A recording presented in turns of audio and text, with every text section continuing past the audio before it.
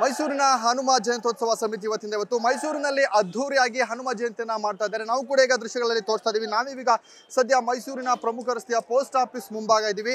ಇನ್ನು ಮುಂಜಾನೆ ಏನು ನಗರದ ಅರಮನೆ ಮುಂಭಾಗ ಇರತಕ್ಕಂಥ ಕೋಟೆ ಆಂಜನೇಯ ಸ್ವಾಮಿ ದೇವಸ್ಥಾನದಲ್ಲಿ ಮುಂದೆ ಅಲ್ಲಿ ಒಂದು ಹನುಮ ಮೂರ್ತಿಗೆ ಪೂಜೆಯನ್ನ ಸಲ್ಲಿಸುವ ಮೂಲಕ ಈ ಒಂದು ಅದ್ಧೂರಿ ಮೆರವಣಿಗೆ ಚಾಲನೆಯನ್ನ ಕೂಡ ಕೊಡಲಾಯಿತು. ಸದ್ಯ ಈ ಒಂದು ಕಾರ್ಯಕ್ರಮದಲ್ಲಿ ಸಂಸದರಾದ ಪ್ರತಾಪ್ ಸಿಂಹ ಜೊತೆಗೆ ಶಾಸಕರಾದ ಜಿಟಿ ದೇವೇಗೌಡ, ಹರೀಶ್ ಗೌಡ ಜೊತೆಗೆ ಶಿವಸ ಕೂಡ ಭಾಗಿಯಾಗಿದ್ರು.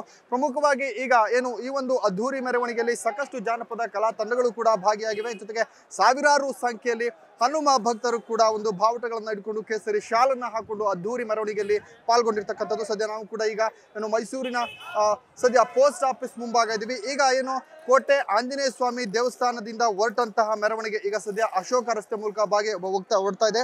ಜೊತೆಗೆ ಈಗ ಇರ್ವಿನ್ ರಸ್ತೆ ಮೂಲಕ ಜೊತೆಗೆ ಸಯಾಜಿ ರಸ್ತೆ ಮೂಲಕ ಅಂತಿಮವಾಗಿ ಏನು ಸುಬ್ಬರಾಯನ್ ಕೆರೆಯಲ್ಲಿ ಈ ಒಂದು ಮೆರವಣಿಗೆ ಮುಕ್ತಾಯ ಆಗುತ್ತೆ ಅಂತ ಕೂಡ ಆಯೋಜಕರು ಹೇಳ್ತಾ ಇದ್ರು.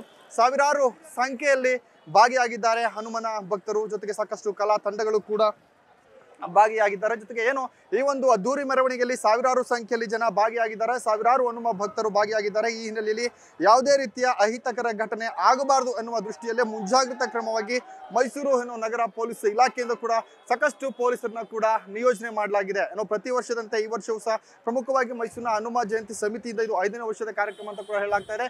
ಈ ಒಂದು ಕಾರ್ಯಕ್ರಮದಲ್ಲಿ ಜಾನಪದ ಕಲಾ ತಂಡಗಳು ನಗಾರಿ ಆಗಿರ್ಬೋದು, ಡಿಜೆ ಸೌಂಡ್ ನ ಹಾಕೊಂಡು ಜೊತೆಗೆ ಹನುಮನ ಒಂದು ವೇದ ಘೋಷಗಳನ್ನ ಹೇಳೋ ಮೂಲಕ ಅದ್ಧೂರಿಯಾಗಿ ಈ ಒಂದು ಹನುಮ ಜಯಂತಿಯನ್ನ ಆಚರಣೆ ಮಾಡಲಾಗ್ತಾ ಇದೆ. ಸಾಕಷ್ಟು ಈಗ ಭಕ್ತರು ಕೂಡ ಈ ಒಂದು ಹನುಮ ಜಯಂತಿಯ ಉತ್ಸವದಲ್ಲಿ ಭಾಗಿಯಾಗಿರ್ತಕ್ಕಂಥದ್ದು. ಕ್ಯಾಮರಾ ಪರ್ಸನ್ ನಿತಿನ್ ಅರಚತೆ, ಉಮೇಶ್ ಕೋಟೆ, ಸುದ್ದಿನಾಡು, ಮೈಸೂರು.